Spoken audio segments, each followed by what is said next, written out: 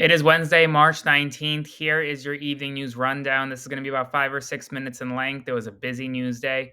Before I continue, to all those who have become paid subscribers to my Substack or send one time donations via Venmo to Aaron Parnas, thank you so much. Because of you, I'm able to continue doing this full time and I'm working out building out a full team. I look tired. I am tired, but the news doesn't stop. If you want to support my work, send a one time donation via Venmo to Aaron Parnas or become a paid subscriber to my Substack today by clicking the button below. With that, let's just jump right into it. The big news of the evening is that Donald Trump plans on signing an executive order that seeks to dismantle and completely abolish the Department of Education tomorrow. He will be directing Secretary of Education Linda McMahon to take all necessary steps to abolish the Department of Education in the United States of America and instead take back and put education to the states, whatever that means. It's still unclear exactly the full text of the executive order, but it's coming tomorrow. There is some serious concerning immigration news right now. ICE detained a 54-year-old Chicago U.S. citizen, a man who was walking down the streets, likely because he looked Hispanic. They threw him in the back of a car, threw him in a holding facility for 10 hours, taking away his ID along with his wallet. It took 10 hours for him to leave the facility.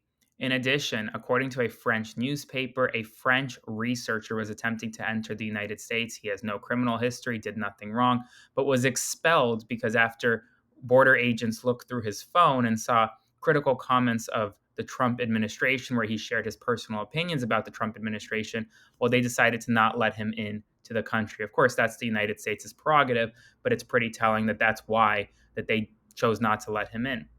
In addition, Tesla has been banned from a major auto show in Vancouver, one of the biggest auto shows in North America, over safety concerns, given the recent attacks on Teslas across the country.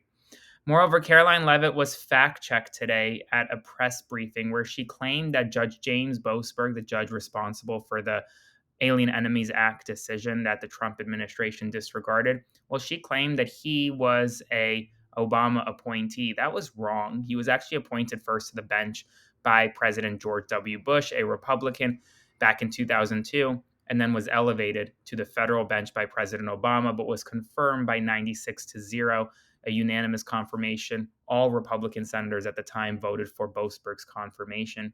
In addition, Doge has officially taken over USAID. A Doge official is officially running, that is now the chief operating officer for USAID.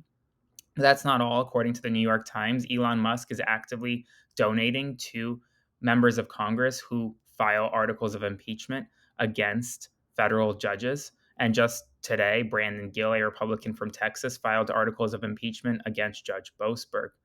Moreover, the White House has forced out the head of Amtrak in its pursuit to potentially privatize Amtrak.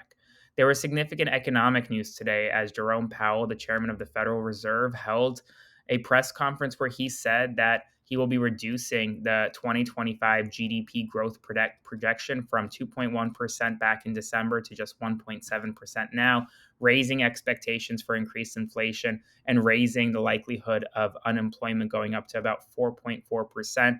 In total, the Federal Reserve kept interest rates unchanged at about 4.5%, and further rate deductions this year are looking increasingly unlikely.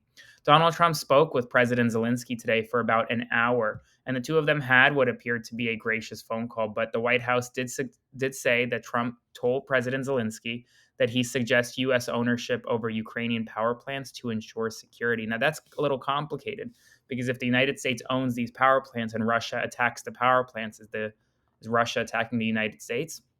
Maybe.